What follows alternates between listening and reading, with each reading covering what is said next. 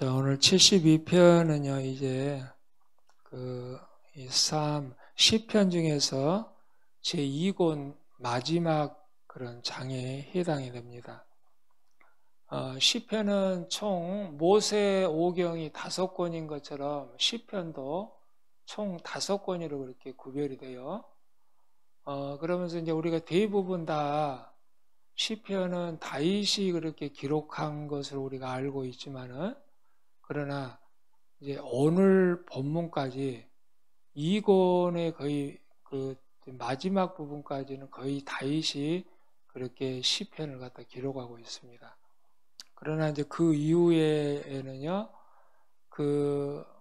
여러 사람들이 시를 갖다가 그렇게 기록하고, 또 때로는 모명으로도 기록되어 있고, 또 이제 후반부에도 가끔 가다가 이제 다윗이 나오기는 하지만, 그래도 다윗의 시가 전반적으로 몰려있는 부분은 바로 1권하고 2권이다. 그래서 오늘 72편은요, 이제 2권에 해당하는 그런 그 마지막 부분이다라는 것을 그렇게 말씀을 드립니다. 그러면서 오늘 표제에도 보니까 솔로몬의 시다 그렇게 얘기를 하고 있어요. 솔로몬의 시다. 근데 그 솔로몬의 좀 시다고 좀 그렇게 이제 써져 있긴 하는데, 근데 이제 그 많은 학자들이나 사람들이 이게 과연 솔로몬의 시냐 그렇게 이제 많이 그 의문을 갖기도 해요. 왜냐하면 1절에서도 마찬가지로 하나님이여 주의 판단력을 왕에게 주시고 주의 의를 왕의 아들에게 주소서. 그러니까 왕 자신은 보니까 다윗을 얘기하고 있고, 그 아들에게는 그 솔로몬을 갖다가 얘기하고 있지 않나. 그래서 이제 크게 이 72편의 제목을 얘기한다면, 이 아버지가 아들을 위해서 이렇게 노래하는 시다. 아들을 위해 기도하는 바로 시가 바로 72편이다라고 그렇게 얘기를 합니다. 그리고 또 다윗의 시라고 볼 수 있는 것들이 19절의 마지막에 보면은 이새의 아들 다윗의 기도가 필요하다 그랬죠. 그러니까 이새의 아들 다윗이 기도를 필요하다, 마쳤다, 이제 그렇게 얘기되는 거야. 누구를 위해서? 아들을 위해서.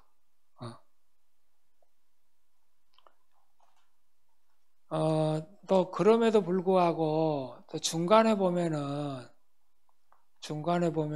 또 우리가 보면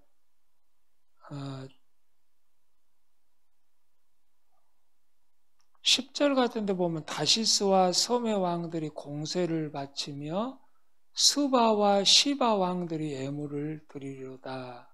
우리가 이제 그 전에 이제 솔로몬이 굉장히 그 부귀 영화를 많이 누릴 때에 보면은 스바, 또 시바, 또 많은 그런 주변의 국가들이 그렇게 금들을 가져오잖아요. 애물들을 가져오고, 또 그런 부분에 있어서는 아마 솔로몬 시대가 또 맞지 않나 또 그렇게도 이제 보고 있고. 자, 어쨌든 여기에서 이제 이야기하고자 하는 것은 오늘 보니까 이제 그런 것들이 별로 중요한 것이 아니라,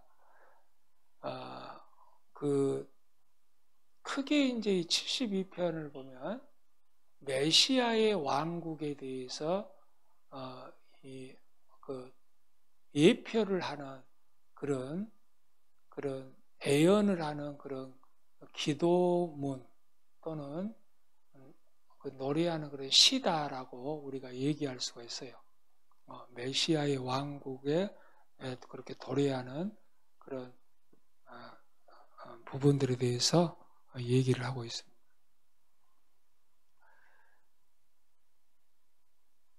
그래서 이제 72편의 핵심을 보면은요, 솔로몬의 오늘 시다라고 이제 얘기가 되어 있고, 이스라엘 왕국의 영화와 번영을 묘사하고, 또 나아가 장차 이루어질 메시아 왕국을 그런 애교하는 그런 내용들이 오늘 담겨져 있습니다. 그래서 이것은요, 오늘 보면 솔로몬이 통치하는 모습을 통해서 이제 그리스도 왕국의 번영을 누리며 영원히 존재할 것을 예언하고 있는 그런 시다. 첫째로 이 예언은 이 기도가 시행되도록 간구함으로써 시작이 되고 있습니다. 하나님의 주의 판단력을, 주의 의를 왕의 아들에게 주소서, 그렇게 1절에 시작하고 있죠. 또 두 번째로 이 예언은 그의 기도에 대한 평화의 응답에서 우리가 찾아볼 수 있는데요. 이 예언이 메시아의 왕국에 대해서 언급하고 있다는 것은 명백한 사실이라는 거예요.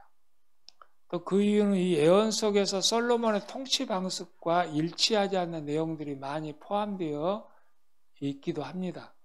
그러니까 그 어떤 인간의 그런 왕의 통치, 그러니까 거기에서 해당하지 않는 부분들이 참 많아 보면. 그러니까 사람이 아무리 왕이지만요, 왕도 할 수 있는 한계가 있어요. 보면 한계가. 왕이라고 그래서요, 다 그렇게 백성들 한 사람 한 사람을 다 그렇게 의롭게 통치할 수는 없거든요. 이제 그런 부분에서 우리가 이게 이제 애연의 기도에 대한 평화의 응답이라는 것을 우리가 알 수가 있고, 또 여기에서 언급된 왕국은 태양과도 같이 오랫동안 전속하고 있으나 솔로몬의 왕국은 곧 소멸되고 맙니다. 그렇죠? 그래서 그 솔로몬의 왕국이 이스라엘 통치 기간 중에서 가장 번영을 누렸던 시대는 맞기는 맞아요. 그러나 그 왕국은 얼마 가지 못하고 망합니다. 그러면 오늘 진짜 이 72편에서 말하고자 한 이 의로운 그 왕국, 참다운 왕국은 바로 어떤 왕국이겠나? 바로 유대인의 성서 해석가들도 이 왕국을 메시아 왕국으로 그렇게 이해를 하고 있습니다. 왜? 사람이 통치하는 왕은 솔로몬 때에 가장 번영을 누렸지만 얼마 가지 못했다라는 거야. 그러면서 오늘 이 본문의 72편하고 이렇게 그 비교를 하다 보면은 맞지 않는 거죠. 왜? 인간의 통치는 한계가 있고 또 그 허물과 또 약점, 부족한 것들이 너무나 많아요. 그러나 의로 통치하시는 바로 우리 하나님 나라의 왕국은 그러하지 않다라는 겁니다. 그런 면에 봐서 여기가 꼭 그 현실적인 다윗이 솔로몬이 통치하는, 그러니까 자기도 왕이지만 아들 때에 가서 이런 나라를 만들어 주십시오라고 아버지가 아들을 위해서 솔직히 기도하는 내용이 맞기는 맞는데, 아들이 통치하는 나라가 진짜로 의로운 나라로 통치가 되느냐? 그건 아니라는 거야. 번영을 누리는 나라는 맞지만, 그러나 그 왕국도, 이 세상에 존재하는 왕국은 얼마 가지 않아 다 멸망되었기 때문에 세상의 왕국을 두고 거기에다가 짜맞히는 건 좀 무리가 있다. 그래서 결국에는 이 72편은 메시아적 그 나라가 도래하는 그런 왕국을 이미 예언하고 있는 그런 시다라고 우리가 보면 되겠습니다.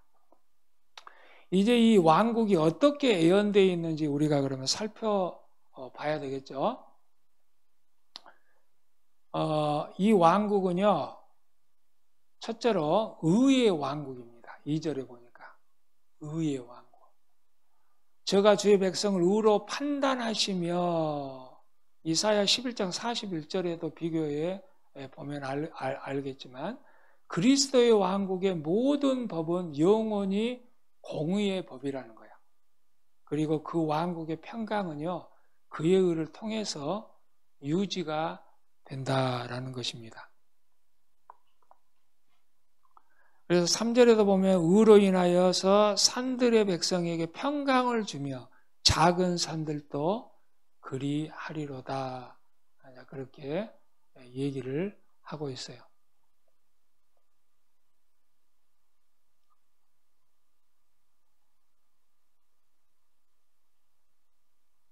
자, 이 왕국은요, 또 두 번째로 평화로운 왕국이 될 것입니다. 산들이 백성에게 평강을 주며 작은 산들도 그리하리로다. 3절에 이제 이렇게 얘기하고 있는데, 그 해몬드 박사라는 사람이요, 이 사람은 이렇게 얘기합니다. 여기서의 산과 작은 산은 아마 솔로몬 왕국에 있던 상급 재판소나 또는 하급 재판소를 그렇게 이 사람은 의미한다고 그렇게 보고 있어요. 그래서 그 왕국에는 평강의 풍성함이 있을 것이다. 7절에도 그렇게 얘기를 하고 있는데 솔로몬이라는 이름은 바로 그 샬롬에서 비롯되는 이름의 뜻을 가지고 있습니다. 평강이죠. 샬롬, 평강. 이 솔로몬이 평강을 의미하고 있고요. 사실상 그 이름의 뜻대로 통치를 하기는 했습니다. 그러나 평강이란 본래 특별한 의미에서 그리스도의 왕국의 영광을 의미를 하고 있어요. 또 왜냐하면 평강이 널리 퍼져 있을 때 그 평강은 사람들로 하여금 하나님과 그 자신들과 그 이웃들을 향하여서 화해하도록 만들고 모든 증오를 불식시키기 때문에 그렇다라는 것입니다. 그래서 우리 예수님께서 2000년 전에 이 땅에서 인카네이션 하실 때도요, 하늘에는 영광, 땅에는 평화. 그러니까 우리 주님이 통치하는 시대야말로 진정한 평강이 오는 그런 시대다라는 것을 우리가 알 수가 있죠. 세 번째로 이 왕국에서는요, 가난하고 궁핍한 자들이 특별히 보호를 받는다는 것입니다. 세상에서도요, 이런 나라가 가장 좋은 세상이죠. 가진 자가, 오늘날 세상은 너무 불공평해. 가진 자는 너무 많이 가지고 있고, 없는 자들은 너무 없어요. 그리고 권력자들은요, 대부분 보면은 백성들을 위해서 통치하기보다는 자기 기득권을 위해서 존재하는 것이 실은 맞습니다. 여러분, 왕들, 대통령들, 또 무슨 국회의원들, 진짜 그 사람들, 백성들을 위해서 하는 사람들, 참 내가 볼 때 별로야. 별로 없어, 그런 사람들. 다 자기의 그 기득권을 위해서 그렇게 하고 있고요.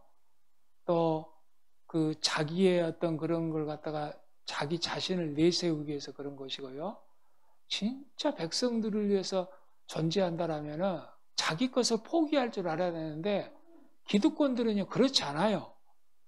먼저 자기 밥그릇 챙기지 남을 절대 먼저 돌아보지 않습니다. 그래서 우리가 이 땅에서 솔직히 의로운 정치가 대통령, 왕들을 기대한다는 건요 너무 지나친 무리야. 자, 저가 주의 가난한 자를 공의로 판단하리니 저가 백성의 가난한 자를 신원하며 궁핍한 자의 자손을 구원하며. 이러한 내용은 12절, 13절에 다시 강조를 하고 있습니다. 그리스도가 분명히 상처받는 가난한 자를 대신하여 신원해 주실 것을 암시하고 있어요, 오늘. 그는 압박을 받고 있는 궁핍한 자를 구원하시며 또한 그의 긍휼을 바라는 궁핍한 자들에게도 긍휼을 베풀어 그들의 영혼을 구원해 주실 것이라는 것입니다. 이것이 긍휼함을 바라는 자들의 소망이죠. 심령이 가난한 자는 복이 있나니 천국이 저희 것이며 그리스도는 바로 가난한 자들의 왕이라고 그랬습니다.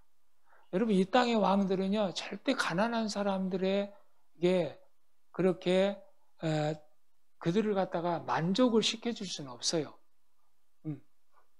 어느 정도의 그런 그 제도를 통해서 조금은 해줄 수는 있지만 그러나 그것은요 아주 미약한 한계에 부딪혀 그냥. 그러니까 무슨 뭐 대통령 선거하면요 많은 공약들을 하잖아. 소상공인들에게 돕겠다, 뭐 어쩌겠다. 그러나 다 뭐 보니까 부질없어요. 나중에 돼도 별로 삶이 달라진 게 없어. 왜? 자기 기득권을 내놓지 않으면요 그게 쉽지 않거든요. 그러나 정치하는 사람들 보면 다요 똑같습니다. 다 정치하는 사람은 다 기득권이라고 보면 돼. 다 기득권. 누구나 다 할 것 없이. 진짜 약자를 위해서 자기 것을 내놓고 그런 사람들은요 거의 없어. 거의. almost야 almost. 거의 없어. 그러나 우리가 의로 통치하시는 그리스도는 다르다는 거예요. 심령이 가난한 자는 복이 있나니 천국이 저희 것이며 바로 그리스도는 가난한 자들의 왕이라는 것을 우리가 잊으면 안 되겠습니다. 또 네 번째로 교만한 압제자들은요 이 왕국에서 책망을 받아요. 대부분의 세상의 왕들은 압제자라고 보면 돼요. 세상의 모든 이런 그런 왕들은, 대통령들은 저가 압박하는 자를 꺾으시리로다. 마귀가 바로 교만한 이 압제자라는 것입니다. 그러나 그리스도께서는요 마귀를 꺾으실 것이라는 거예요. 그 왕국을 멸망시킬 것이라는 것입니다. 또 저의 피가 그 목전에 이렇게 귀하리로다. 그러므로 단 한 방울이라도 사단의 기만과 폭력과 구애의 술책으로 인해서 헛되이 흘려지지 않을 것이라는 거야. 그리스도는 왕이십니다. 비록 그가 때때로 신하들에게 그를 위하여 피를 흘릴 것을 요구하기도 하지만 그는 결코 그들의 피를 헛되이 쓰지는 않으신다는 거예요. 그리스도께서. 그래서 이 왕국 안에서도 신앙심은 크게 타오를 것이라는 거예요. 5절에 보니까 저희가 해가 있을 동안에 주를 두려워하며 달이 있을 동안에 대대로 그리하리로다. 솔로몬이 성전을 건축을 했어요. 그러나 그 성전은 오래가지 않았습니다. 그러므로 이 말은요 그리스도의 왕국을 나타내는 것으로 우리가 이해해야 돼요. 그리스도를 믿을 때 하나님을 경외하게 되고요 그 마음은 계속 유지될 것이라는 것이 이것이 바로 영원한 복음이라는 것입니다. 또 그리스도의 왕국은 하나님께 대한 신앙심을 고취시키고 사람들 사이에서 공의와 인애를 증가시킨다는 거예요. 저의 날의 의인이 흥황하며 마음속에 새겨진 그리스도의 법은요 사람들로 하여금 정직하고 공정하게 행하며 또 의무를 다하도록 만든다는 것입니다. 이와 마찬가지로 그리스도 법은요 사람들로 하여금 사랑 안에서 살게 만듦으로써 많은 평화를 가져오며 또 칼을 쳐서 보습이 되게 한다라는 겁니다. 거룩함과 사랑하심은 모두 그리스도의 왕국의 영역에 있을 것이며 결코 사그라지지 않는다라는 것이죠. 왜냐하면 그 왕국의 신하들은요 해가 있을 동안에 주를 두려워하며 달이 있을 동안에 대대로 그리하시길 때문에 그렇다는 것입니다. 그래서 기독교는요 세상의 뿌리를 받고 마지막 때까지 그를 지켜야 된다는 것이에요. 그리고 기독교는 사람들의 마음속에도 그 뿌리를 박음으로써 죽음으로 인하여 해와 달과 별들의 빛을 잃을 때까지 곧 그것들을 볼 수 없을 때까지 그 마음속이 계속 존재한다는 것입니다. 또 그리스도의 왕국은요, 그가 진실로 사랑하는 모든 백성들에게 큰 위로를 준다라고 6절에 얘기를 하고 있어요. 저는 뱀풀에 내리는 비같이 임하리니, 즉 그것은 성령의 은혜와 위로를 통하여 임한다는 것입니다. 그리고 그는 베어졌지만 봄이 오면 다시금 싹을 낼 수 있는 풀이에 임할 것이라는 거야.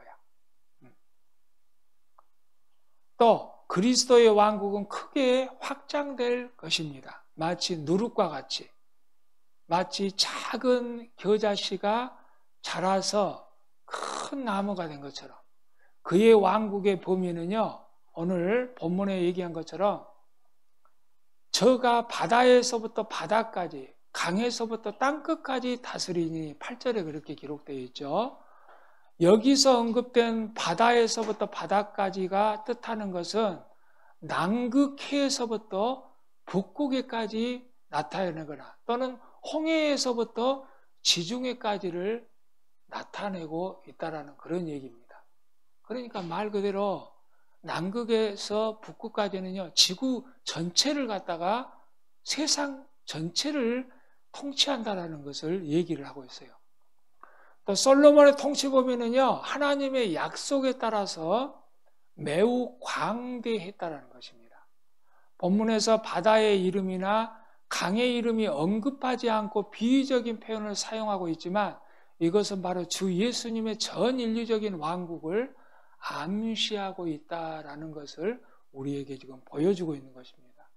그 복음은요, 온 세상으로 전파되었고 앞으로도 계속 전파될 것이라는 거야.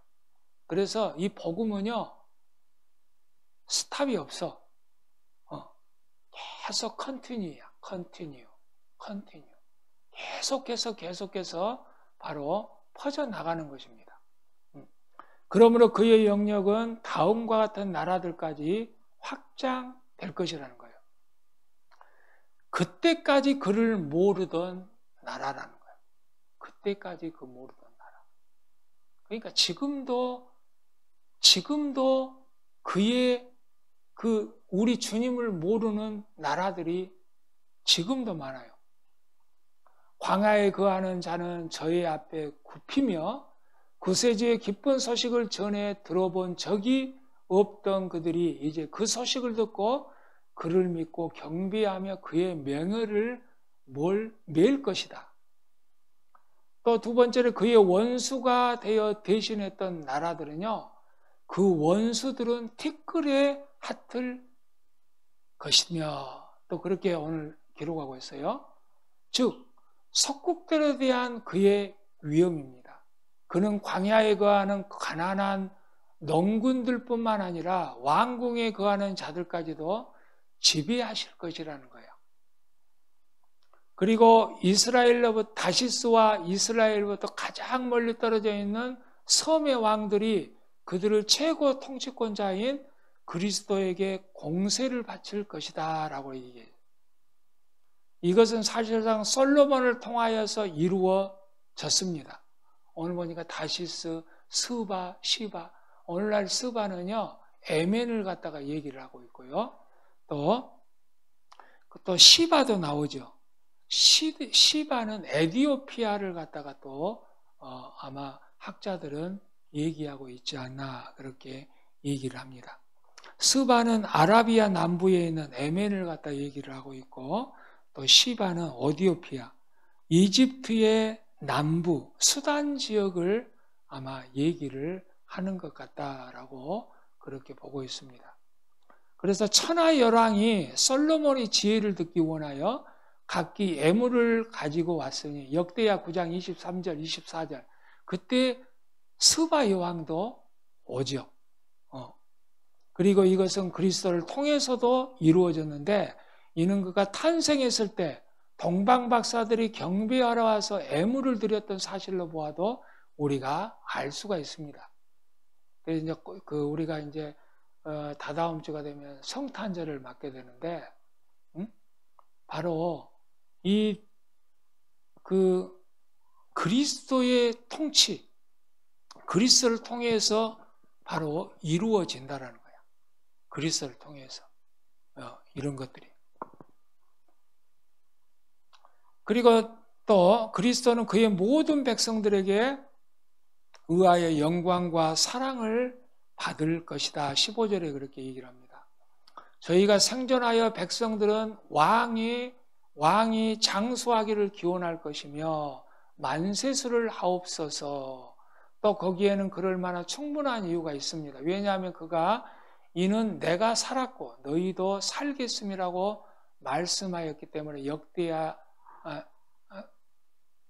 요한복음 14장 19절에 그렇게 얘기하고 있습니다. 첫째로 백성들은 그에게 애물을 바칠 것이다라는 거예요. 그는 어느 누구의 애물이나 봉사도 필요로 하지 않지만 그럼에도 불구하고 사람들은 스바의 금을 저에게 드릴 것이다. 가장 존귀한 자는 가장 존귀한 것으로 섬김을 받아야 된다는 것입니다. 둘째로 백성들은 그를 위하여 끊임없이 기도를 드릴 것이다라는 거예요. 백성들의 솔로몬을 위하여 기도를 드림으로써요, 솔로몬과 그의 왕국은 그의 백성들에게 큰 축복이 되었습니다.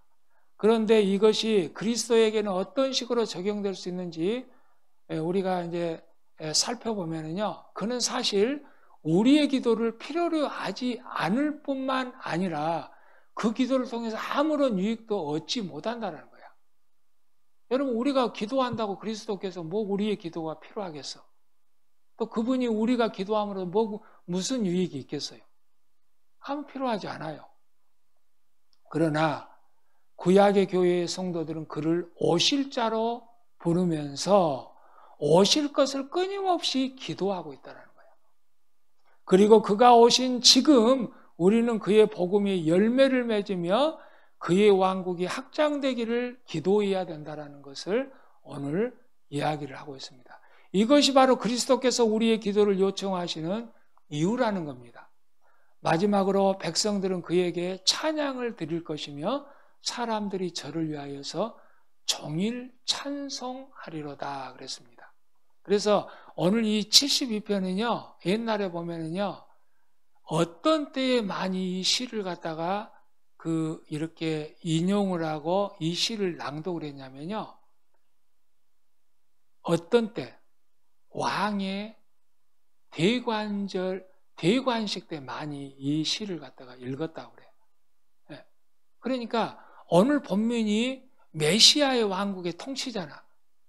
그러니까 백성들이 가장 왕에게 이걸 바라고 있는 거야. 이걸. 우리를 좀 의로 통치해 주십시오. 우리를 좀 진짜로 약한 자들을 돌보아 주시고 가난한 자를 돌보아 주시고 정말 우리 한 사람 한 사람들을 의로 통치해 주십시오. 그러기 위해서 왕의 대관식 때 백성의 염원을 담아서 이 시를 갖다가 보통 낭독을 했다고 그래요. 왜? 백성들은요, 그게 가장 솔직히 원하는 거거든요. 배 안 고프고 다 같이 잘 사는 사회, 다 같이 의로운 세상, 불공평한 세상을 바라지 않는 거야. 그러나 오늘날의 세상은요, 불공평합니다. 잠언서에 얘기한 것처럼요, 재판하는 그곳에도 불공평해. 다 불공평해. 돈 있는 자는 봐주고요, 돈 없는 자들은요, 땅 하나를 갖다가 덜라도요, 감옥에 보냅니다. 그러나 수십억, 수조 원을 먹어치운 사람들은요, 그냥 정관 변호사 써갖고 다 그냥 무혐의로 풀려나게 만들잖아. 그러니 이 세상은 절대 공평하지 않아. 없는 자들은 한없이 목마르하고요, 없는 자들은 한없어 고달퍼. 여러분, 그리스도의 왕국에서는 백성들과 먹을 양식이 엄청나게 늘어날 것이라는 걸 우리가 또 알아야 되겠습니다.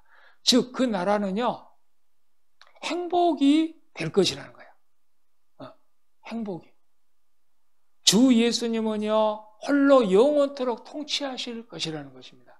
이 영원한 통치는 그리스도에게만 적용되는 것이지 결코 솔로몬에게 적용될 성질이 것이 아니라는 것입니다. 솔로몬은요, 얼마 가지 않아서 망했어요. 그 나라는. 대대로 두려움의 대상이 되고 해와 달이 닿을 때까지 두려움의 대상이 되는 분은 오직 그리스도의 한 분이시라는 거예요. 그 왕의 영광은 불멸하며요, 결코 더럽혀지지 않을 것이라는 것이에요. 17절에. 또 그 이름이 영구하며 세상 왕들의 이름이 그 후손들에게 전해지듯이 그리스도의 이름도 영원토록 전해질 것이라는 것입니다. 그 백성들 역시 그 행복을 누릴 것이다 라는 것을 얘기를 하고 있어요. 그래서 사람들이 그로 인하여서 복을 받으리니 그들은 진정 영원토록 복을 받을 것이다 라는 것입니다. 그래서 1절에는요, 오늘 72장 1절에는요, 아버지가, 즉 아들을 위해서 하는 기도를 하고 있어요. 즉 다윗 왕이 아들 솔로몬을 위해서 기도하는 내용을 볼 수가 있습니다. 즉 이 기도는 솔로몬에게 적용할 수 있어요. 하나님이여 주의 판단력을 왕에게 주시고 주의 의를 왕의 아들에게 주셔서 이는 그를 훌륭한 사람이, 더 나아가서는 훌륭한 왕이 되기를 해달라는 그런 기도입니다. 우리 아들을 더, 그러니까 이게 아버지의, 부모의 마음이죠. 그래서 우리가 자녀들을 위해서 기도를 많이 해야 될 필요가 있어요. 그런데 부모들은 정작 뭘 위해서 살고 있는지 모르는 부모들이 참 많아. 그냥 물질만 많이 쌓아놓으면 자식들한테 좋은 줄 알고요. 아닙니다. 결코 그게. 그러니까 잠언서에도요, 부모가 많은 재산을 갖다가 남겨도 그 재산을 지킬지 안 지킬지, 그 다음 세대가 지킬지 안 지킬지 아무도 모르는 거야.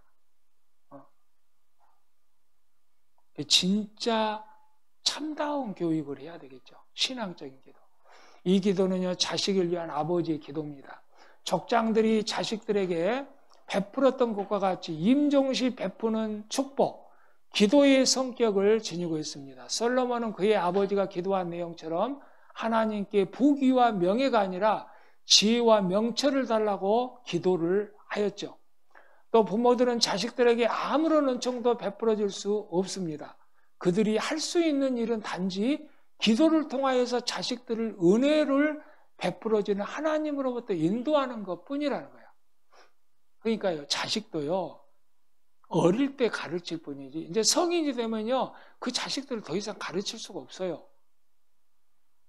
성인이 되면요, 그 자식은 하나님의 말씀으로 그가 사는 수밖에 없어. 하나님의 말씀으로 가르치는 수밖에 없어요.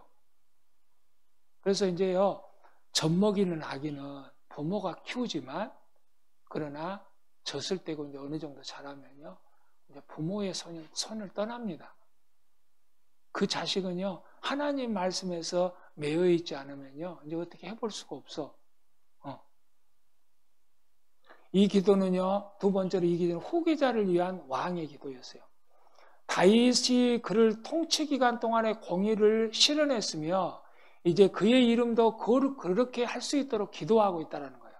우리도 후손들을 위하여서 이와 같이 기도를 해야 된다는 것입니다. 또 이 기도는 왕을 위한 신하들의 기도이기도 합니다. 다윗은 백성들이 노래를 통하여서 솔로몬을 위한 기도를 할 수 있도록 이 시를 지었던 것 같이 보입니다. 조용하고 평화롭게 살기를 원하는 자들은요, 왕과 모든 권세자들을 위하여서 하나님께서 그들에게 공의를 베풀어 주도록 기도를 해야 된다는 것이에요. 또 이 구절은요, 그리스도께서 적용할 수 있습니다. 이 말은 우리를 위하여서 중재자가 되신 그리스도께서 우리를 중재를 필요로 하신다는 뜻은 결코 아니라는 거예요. 즉, 첫 번째로 이것은 메시아를 보내달라는 구약교회의 기도입니다. 두 번째로 이것은 하나님의 아버지께서 주 예수님께 모든 권세를 위임하사 그 권위를 통해서 참 성도들에게 주는 만족감을 나타내는 것이고요.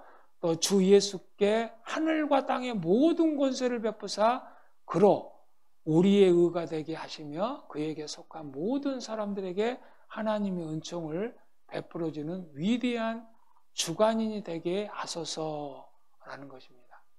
그리고 마지막에 18절에서 20절에는요, 감사의 기도를 하고 있습니다. 감사. 그래서 시편 기자는 여기에서 그 예언과 약속에 대한 감사의 기도를 드리고 있고요. 하나님의 모든 말씀은 확실하기 때문에 우리는 그의 말씀이 아직 이행되지 않았을지라도 그 말씀에 대해서 감사를 드려야 된다는 것입니다. 그리고 그리스도가 우리를 위하여서 행하신 모든 위엄을 생각해 볼 때 하나님께서는 찬양을 받으시기에 합당한 분이라는 것을 우리가 인정하지 않을 수가 없어요. 여호와 하나님을 찬송하며 그 영화로운 이름을 영원히 찬송할지어다. 우리는 오늘 본문을 통하여서 그리스도의 이름과 그리스도 안에 계신 하나님을 찬송하라는 가르침을 받는다라는 것입니다. 그래서 우리는 그를 첫째로 여호와의 하나님과 스스로 존재하시고 스스로 충족하시며 우리의 최고 통치자로 찬양을 해야 되고요. 둘째, 이스라엘 백성과 언약을 맺으시고 그들에게 경배를 받으신 이스라엘 하나님을 찬양해야 된다는 것입니다. 셋째로 창조와 섭리, 특히 모든 것보다 뛰어난 구속사역을 통해서 홀로 기사를 행하신 하나님을 찬양해야 된다는 것을 우리가 알아야 되겠습니다.